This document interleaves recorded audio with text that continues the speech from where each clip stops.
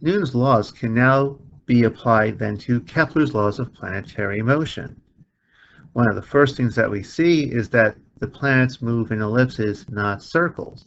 And that's because the speed of the planets are constantly changing. To be in a circular orbit, you need to have a very precise speed. If it's not exactly that speed, you will be elliptical in nature, and that's exactly what we see right here.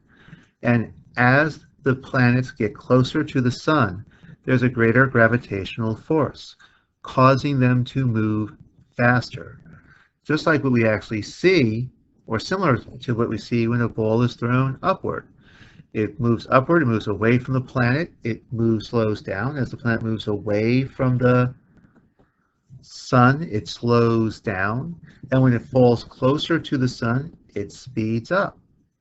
The big difference between the example of the orbiting planet and the falling ball is there's hardly any change between the force of gravity up here to down here. So we'll pretend that that force is a constant.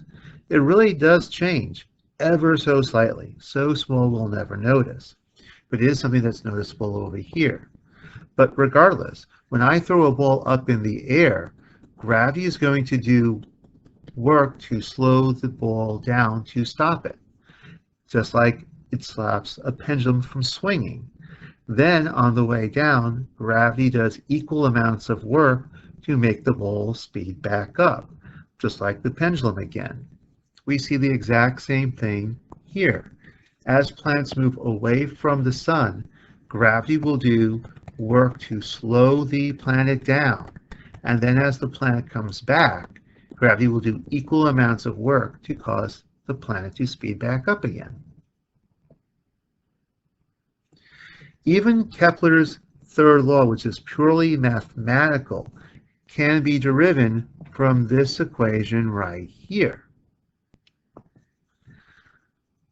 G is a constant, m would be a constant for this situation. Orbital radius is r, and here I have v squared. But v is just distance over time. It's the circumference of the circle.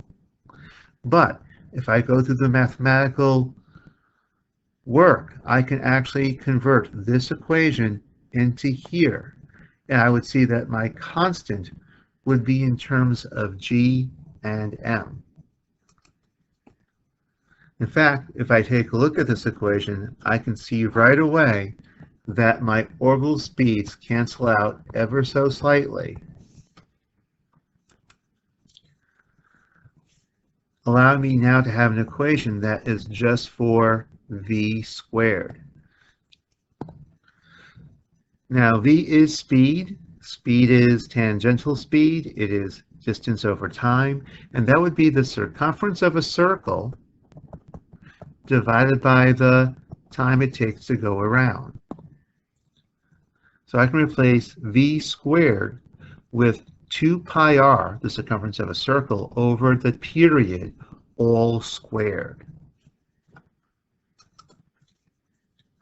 Since this fraction is being squared, I have to square both the numerator as well as the denominator.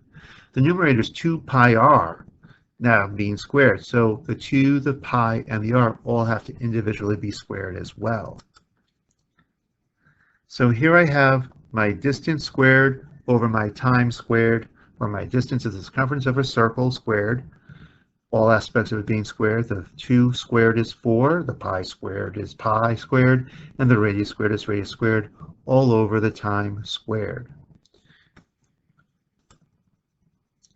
I now have a radius on both sides of the equation, but they're on different sides of the fraction, so they will not cancel out, but instead they'll actually multiply together. So I will now have r cubed up in the numerator. I can also bring the 4 pi that I had up in the numerator on this side, and by cross multiplication, bring it down into the denominator on the other side. Now, Kepler's third law is t squared over r cubed is equal to a constant. So if I now reciprocate both sides of the equation, I do get a t squared over r cubed. And that equals 4 pi squared over gm planet. People often like having all of their constant type stuff on the right hand side of the equal sign. So all I did is just switch the two positions, but these two equations are exactly the same. And I noticed something about the 4, the pi, the g, and the m. They're all constants. So if we can turn around and say that t squared over r cubed is equal to a constant. Newton's law of gravity and gravitational equation confirms and supports Kepler's findings and Kepler's third law of planetary motion, and as they should. But Kepler's law says there's a constant, but I have no idea what that constant is. And he couldn't tell if that constant would be the same for other solar systems or other situations. Newton's law of gravity shows how to find what that constant is, and that this constant does in fact depend on the mass that's being orbited. For our solar system, instead of m planet, this is the mass of the sun. If you go to any other solar system, you could turn around and figure out what the proportionalities would be for all the planets in advance if you knew what the mass of the sun was by simply plugging that into this equation.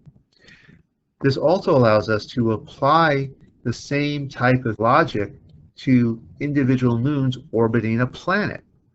Many planets have more than one moon. This relationship holds true for the orbits of the moons around the respective planets. Just instead of saying m sun, you have to use m planet like we have here.